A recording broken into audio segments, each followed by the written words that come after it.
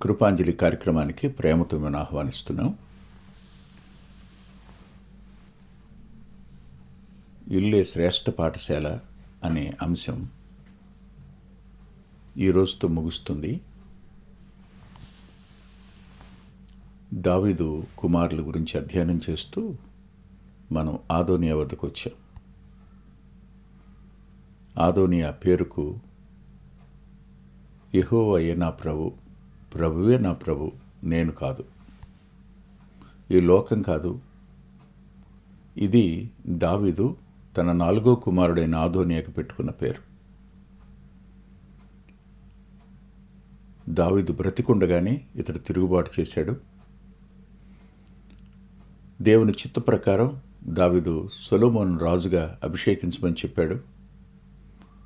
అక్కడ ఆదోనియా అభిషేకించబడి వాళ్ళు విందు చేస్తూ ఉండగా దావీదు చెప్పిన చోటికి తన కంచరగాడిద మీద పంపి అభిషేకం చేయించాడు. సాదోకు, బెనయ వీరు వెంట వెళ్ళగా ప్రజలందరూ గొప్ప ధ్వని చేశారు, పిల్లన గ్రోవులు ఊదారు.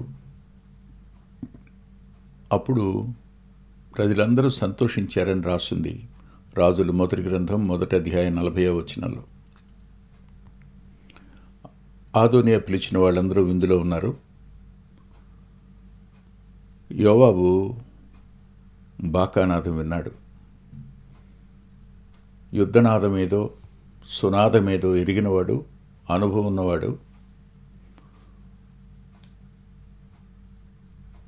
3 కాలాలు చూసినవాడు. సౌలు, దావీదు, ఇప్పుడు ఈ 3 అనుభవం ఉన్న యోవాబు ఏమిట బాకానాదం వినపడుతుంది కనుక్కోమంటే అబ్యాతారు కుమారుడు చెప్పాడు యోనాతాను, సొలొమోను అభిషేకించబడ్డాడని. అప్పుడు ఎవరింటికి వాళ్ళు వెళ్ళిపోయారు. ఆదోనియా కబురు పంపాడు క్షమించమని. దావీదు దగ్గరికి వచ్చాడు, అంటే దావీదు సొలొమోను దగ్గరికి వచ్చాడు. బలిపీఠం కొమ్ములు పట్టుకున్నాడు. పిలువనంపించాడు సొలొమోను. వచ్చిన తరువాత నువ్వు ఇంటికి వెళ్ళు, నీలో ఏ దౌష్ట్యం కనపడకపోతే నీ తల వెంట్రుకల్లో ఒక్కటి కూడా రాలదు అని చెప్పాడు. దౌష్ట్యం కనపడితే మరణశిక్ష ఉంటుందనేది స్పష్టంగా 1వ అధ్యాయం 52వ వచనంలో చెప్పడం జరిగింది. ఇక్కడ సొలొమోను గురించి ఒక మాట చెప్తాను. సొలొమోను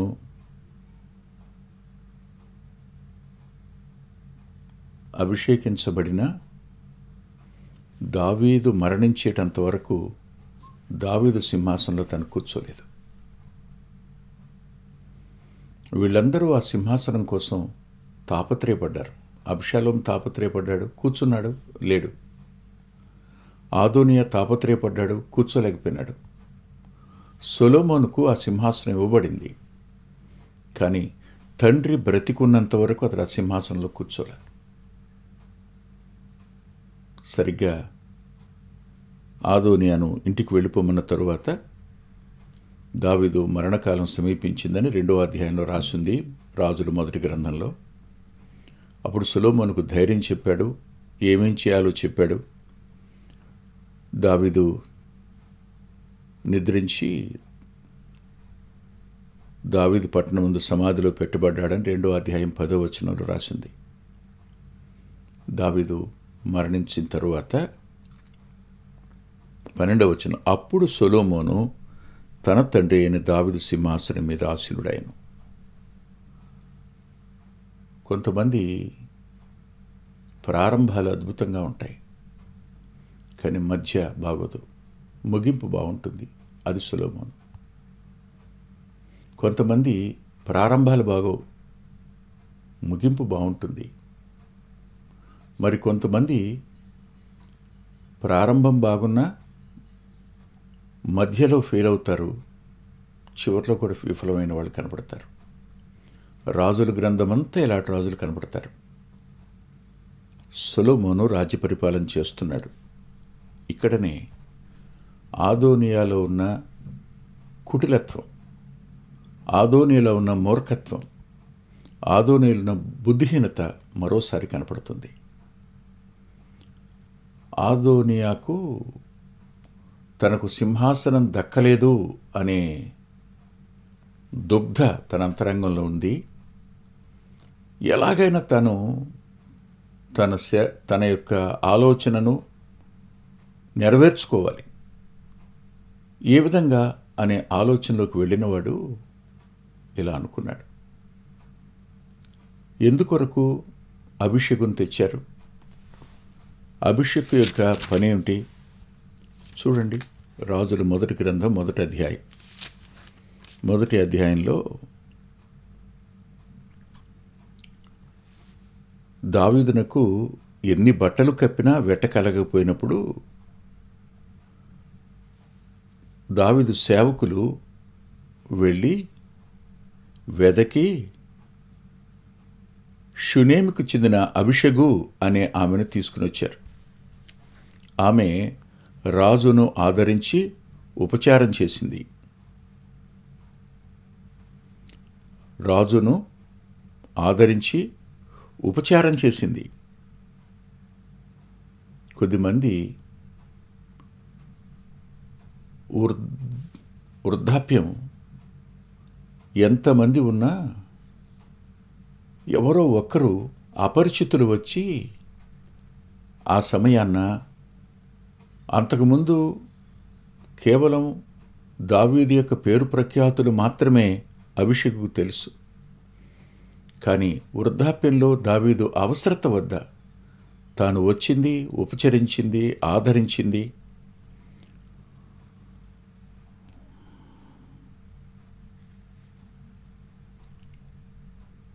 అంతే.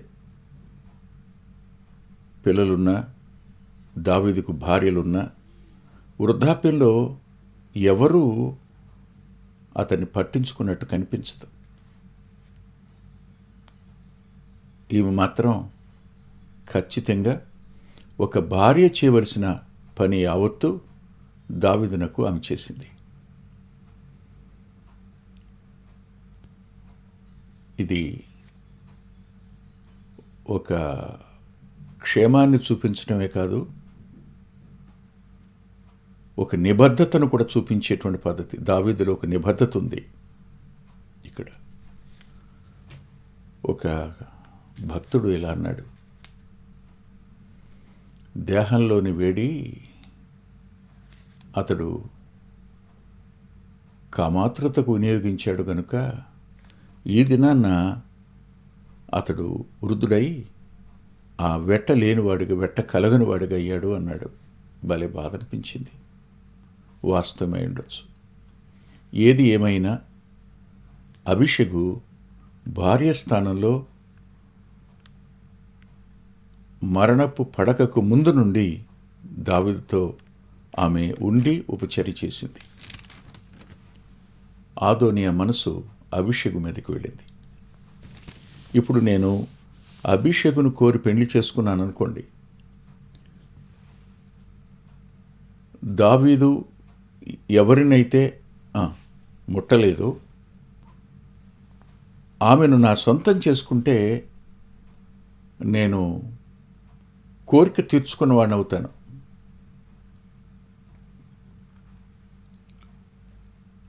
ఇది కుటిలత, క్రూరత్వం, మూర్ఖత్వం కూడాను. కానీ ఆదోనియా ఎలాంటివాడో, పరిపాలనను సొంతం చేసుకోవాలి అనుకున్నవాడే ఆఖరి సమయాన్న దావీదునకు భార్య స్థానంలో ఉండి చేసిన అభిషేకును కోరడం, అతడెవరో, అతని పరిస్థితి ఏమిటో స్పష్టంగా అర్థమవుతుంది మనకు. ఒకసారి సామెతల గ్రంథం 10వ అధ్యాయం 20వ వచనం చూడండి. సామెతల గ్రంథం 10వ అధ్యాయం 20వ వచనం, 20-21 కూడా. భక్తిహీనుల ఆలోచన పనికిమాలినది, 21లో 2వ భాగం. బుద్ధి లేకపోవుట చేత మూఢులు చనిపోదురు. అది భక్తిహీనమైన ఆలోచన ఆదోనియాది. బుద్ధి లేని మూఢుడు ఆదోనియా. పనికి మాలిన ఆలోచన, నిరుపయోగమైన ఆలోచన. కానీ అది జరిగితేనా నేను రాజు పొందలేని దాన్ని పొందినవాడిని అవుతాను. సొలొమోను ముందు అభిషేకుని తీసుకుని వెళుతున్నప్పుడు సొలొమోను నేను తక్కువ చేసిన వాడిని అవుతాను, దావీదు కంటే ఎక్కువ వాడిని అవుతాను అని అనుకున్నాడు. ఊహించండి ఈ ఆలోచన. పిల్లల మనస్తత్వాలు కుట్ర, కుతంత్రం అనే వాటితో నింపబడినప్పుడు తల్లిదండ్రులు పిల్లలను ఎంత ప్రేమించినా వారు వారి మీద ఎలాంటి సదాభిప్రాయం లేకపోగా వారిని బాధపెట్టి సంతోషించాలి అనుకునే తత్వం పిల్లలకు వస్తుంది. అంత మాత్రమే కాదు, తండ్రి ఎవరికైతే అధికంగా కృప చూపించాడో వాళ్ళని బాధ పెట్టడం ద్వారా కూడా తమ కష్టాన్ని తీర్చుకోవచ్చు అనే పనికి మాలిన ఆలోచనలోనికి వెళతారు. అలా వెళ్ళినవాడు ఆదోనియా. ఆలోచించండి, ఇతడు ఎలాంటివాడు అంటే, అంతకుముందు సొలొమోను అంటే గిట్టదు ఆదోనియాకి, బెత్షెబా అంటే గిట్టదు ఆదోనియాకి. అందుకని నేనును సొలొమోనును నేరస్తులుగా ఎంచబడతాం నీ మరణం తరువాత అని బెత్షెబా దావీదుతో చెప్తుంది. కానీ ఇప్పుడు ఆదోనియాకు పరిష్కార మార్గంగా బెత్షెబా కనపడింది. ఆలోచించారా మీరు? అతడు రాజుల మొదటి గ్రంథం 2వ అధ్యాయంలో చూడండి, బెత్షెబా దగ్గరికి వెళ్ళాడు, సొలొమోను తల్లి దగ్గరికి. 2వ అధ్యాయం 13వ వచనంలో ఆమె దగ్గరికి రాగానే సమాధానముగా వచ్చుచున్నావా అని అతను అడిగింది. అతడు ఇలా అన్నాడు, సమాధానంగానే వస్తున్నాను అన్నాడు. అన్నవాడు, నీతో చెప్పవలసిన మాట ఒకటి ఉన్నది అని ఆమెతో చెప్పగా, అతడు రాజ్యము నాదేయుండిననియు నేను ఏలవలననియు ఇశ్రాయేలీయులందరూ తమ దృష్టి నా మీద ఉంచిరనియు నీవెరుగుదు. ఇశ్రాయేలీయుల దృష్టి అంతా ఆదోనియా మీద ఉందా? అంటే ఫాల్స్ ఒపీనియన్ చేత ప్రజలందరూ నన్ను అభిమానిస్తున్నారు, ప్రజలందరూ నన్ను కోరుకుంటున్నారు అనే ఆలోచనకు వెళ్ళాడు. ఆదోనియాను కోరుకున్నది నాకు తెలిసి నా ఊహ ప్రకారం అబ్యాతారు, యోవాబు ఇంతవరకే వారికి సంబంధించిన వారు. అలా ప్రజలందరూ వచ్చేటట్టయితే మరి 40వ వచనంలో ఆ జనులందరూ అతను వెంబడి వచ్చి పిల్లన గురువులు ఎందుకు ఊదారు? ఆదోనియా అభిషేకించబడినప్పుడు ఎవరు మూర్ఖత్వంలోనికి, ఎవరు బుద్ధిహీనతలోకి వెడతారు అంటే ఫాల్స్ ఎజంప్షన్స్ కలిగిన వారు, అబద్ధాలతో కూడిన అభిప్రాయాలను ఏర్పరచుకునేవారు, తన గురించి తాను అధికంగా ఊహించుకునేవారు. పిల్లలలో వారిని గురించి వారు అధికంగా ఊహించుకునేటువంటి తత్వం నుండి కూడా వారిని బయటకు తేవడం అవసరం. ఇది ప్రమాదకరంగా మారుతుంది.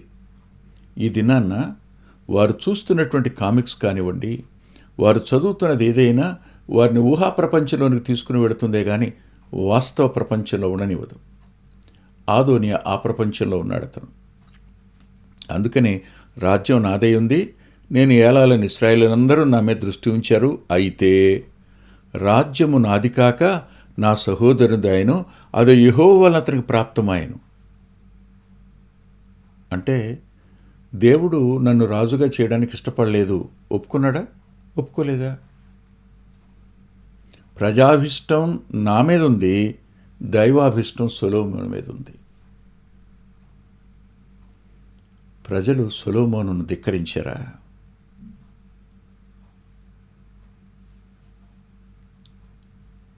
ఎవరి మనసులోనైనా సొలొమోను జననాన్ని బట్టి అంతరంగంలో ఏదైనా కొంచెం వ్యత్యాసం ఉన్నా అతడు అంతకు మునుపు చూపించిన శ్రేష్టత, అతడు అంతకుముందు కనపరిచిన మంచితనం, అది ఆశ్చర్యం కలిగించే మాట. అనేకసార్లు నేను ఆ వచనాలను మళ్ళీ చదువుకుంటుంటాను. దేవుడు సొలొమోను గురించి దావీదుతో మాట్లాడుతున్నప్పుడు ఆయన అంటాడు, ఇప్పటి వరకు అతడు నా దృష్టిలో ఉన్నట్టు అని అంటాడు సొలొమోను గురించి. అంటే సొలొమోను రాజ్య పరిపాలనకి రాక మునుపు వరకు దేవుని వాక్యంతోనూ దేవుని సహవాసంతోనూ అతడు ఉన్నట్టుగా మనకు అనిపిస్తుంది. ఇందులో అనుమానం లేదు. ఇంత శ్రేష్టత సొలొమోనులో ఉంది, ఇంతవరకు అతను ఉన్నట్లు అన్నమాట. ఇక ముందు నువ్వు నీ ఎడలా అంటాడు ప్రభు దావీదుతో. సొలొమోనులో మంచితనం ఉంది, సొలొమోనులో వాక్యానికి సంబంధించిన పరిజ్ఞానం ఉంది, పుస్తకాలకు సంబంధించిన జ్ఞానం ఉంది, విధేయత నమ్రత ఉంది. ఏ కుట్రలో పాలు పంపులు పొందినవాడు. దేవుడు సొలొమోను ఇష్టపడ్డాడు. దావీదునకు వాగ్దానం కూడా చేశాడు, అతనికి రాజ్యం ఇస్తానని.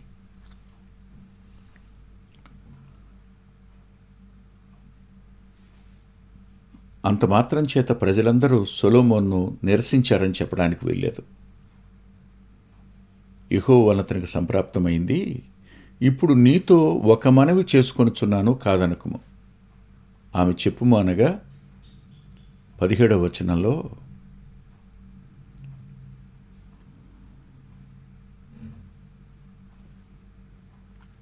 రాజగు సొలొమోను షునేమీరాయలైన అభిషగును నాకు పెండ్లికిచ్చునట్లు దయచేసి అతనితో నువ్వు చెప్పవలెను, అతడు నీతో కాదని చెప్పడు.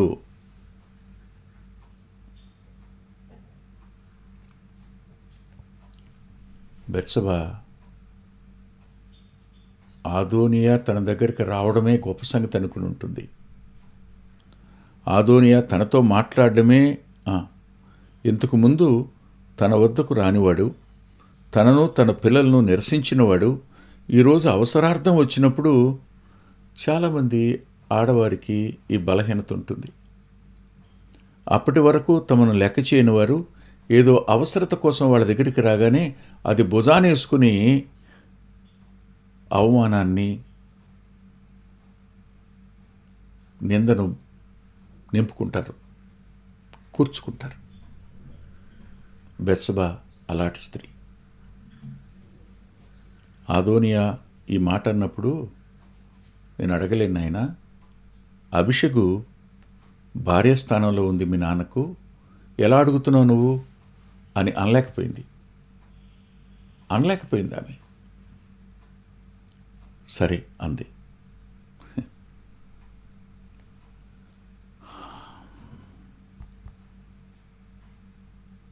మంచిది, నిన్ను గురించి రాజుతో చెప్తాను అని అన్నదామె. ఇక్కడనే మరొక వచనం గుర్తొస్తుంది. దౌష్ట్యం అతనిలో కనబడిన ఎడలా అని సొలొమోను ఆదోనియా గురించి ముందే చెప్పాడు. కానీ సామెతల గ్రంథకర్త ఒక అద్భుతమైన వచనం రాశాడు. ఇదే సామెతల గ్రంథం 26వ అధ్యాయంలో రాస్తూ ఆయన ఏమన్నాడంటే, 11వ వచనం, తన మూఢతను మరలా కనుపరుచు మూర్ఖుడు కక్కిన దానికి తిరుగు కుక్కతో సమానుడు.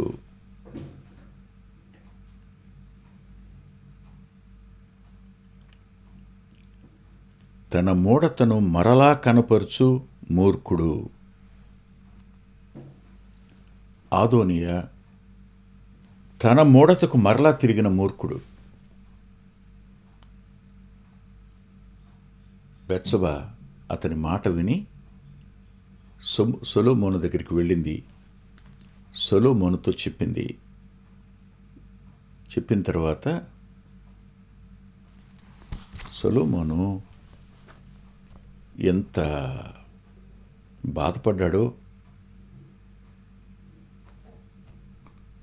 వచ్చి తన కుడిపార్శ్వాన్ని కూర్చోబెట్టుకున్నాడు తల్లిని. ఒక చిన్న మనవి చేస్తున్నాను అందావిడ.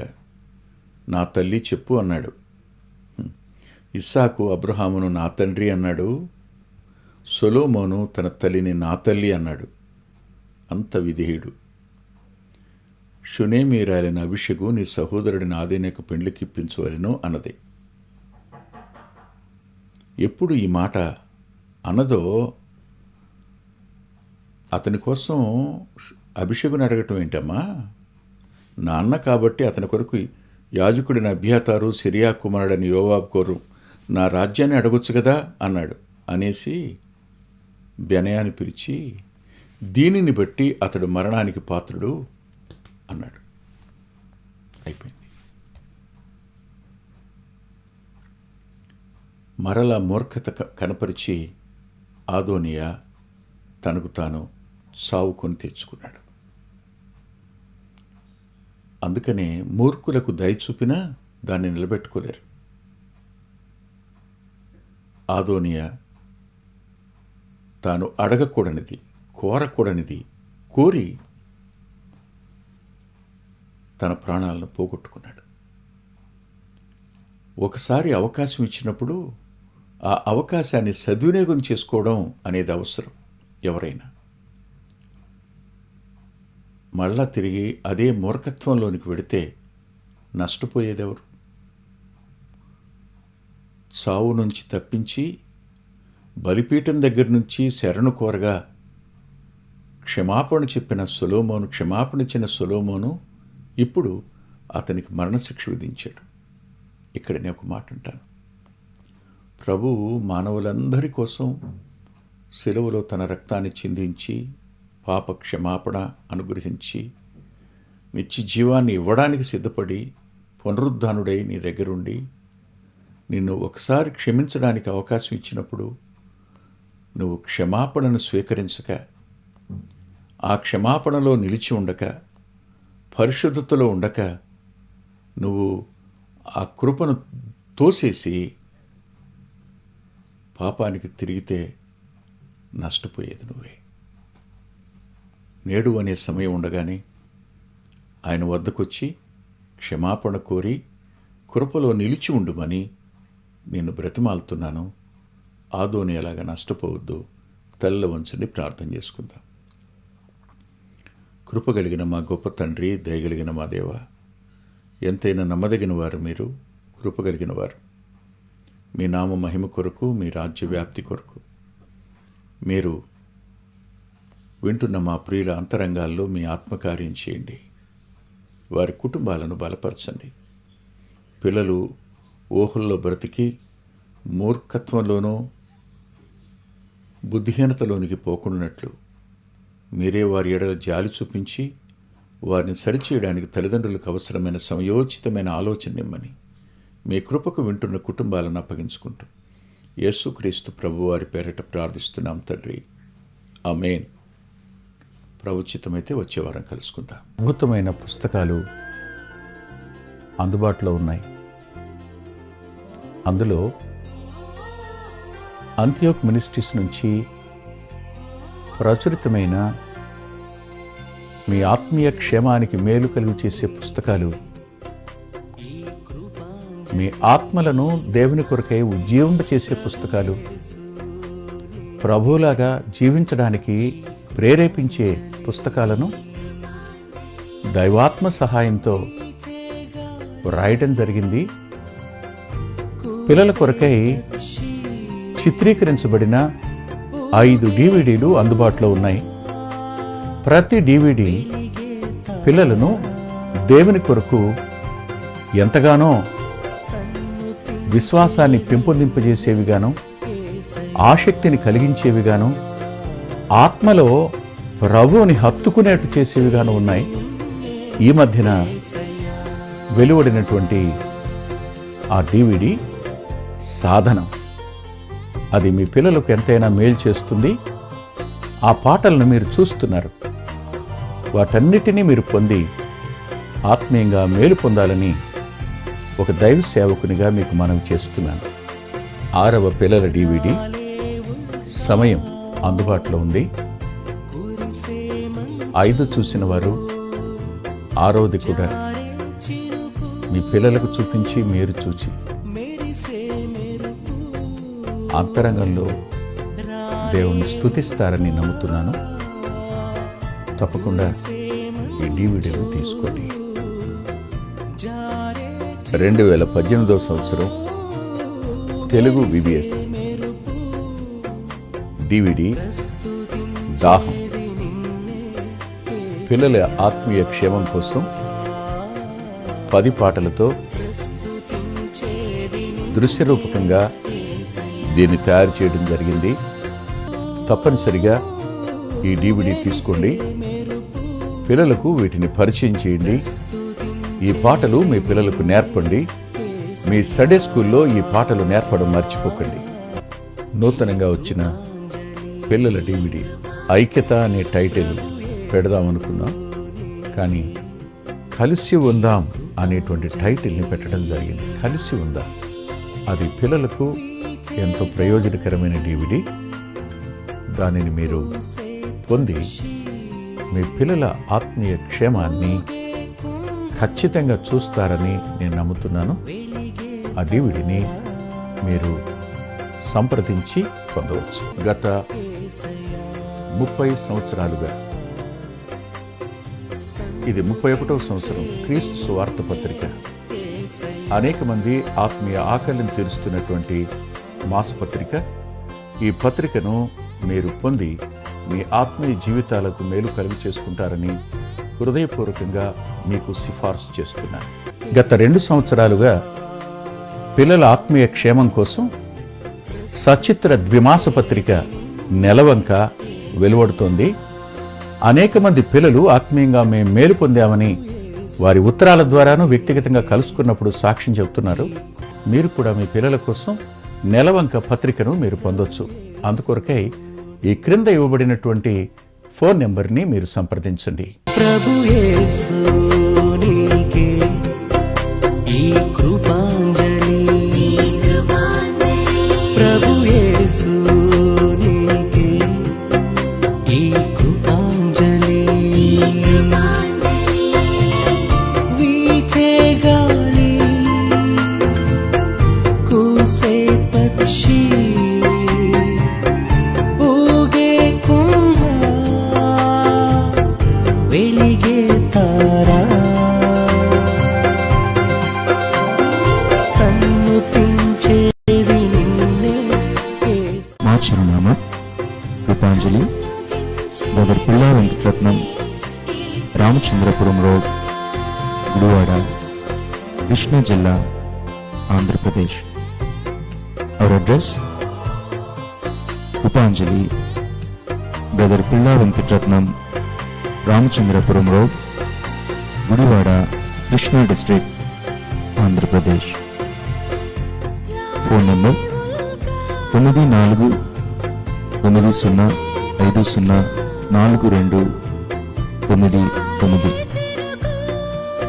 9490504299.